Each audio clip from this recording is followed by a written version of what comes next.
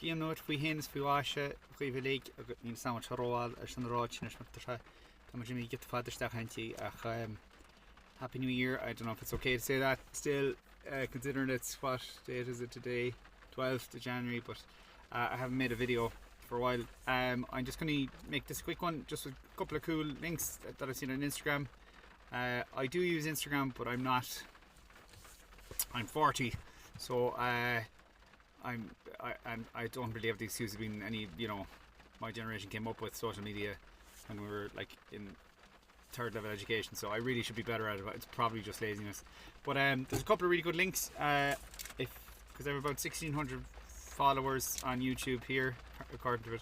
I know some of them will be bots or whatever, but if you've not heard of these creators before, I think it'd be worth following them on Instagram. I don't know if they have YouTubes as well.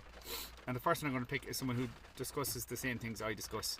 I think I met him once, very briefly, in, was it Denny's pub or somewhere, but I don't know the guy's name, but he goes by An Muoch, and he's from Castlebar, and he focuses specifically on Dunqueek on Irish.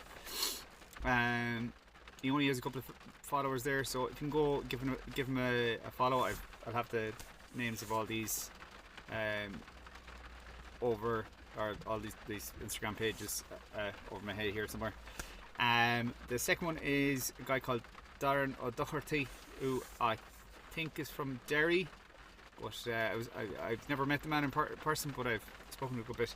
He does great things on Ulsterisms, and what's really interesting about it for me is a lot of the Ulsterisms that he has are very prominent in Connacht Irish and North Connacht Irish in particular. Like he had a word there today, crúbog, for crab, or for like spider crab, which is the word they use in Carrotag and in Portcloy. And then the last creator is a guy I just came across happenstance, a guy called Gaelan na Sean, and he places a focus on Munster Irish, obviously.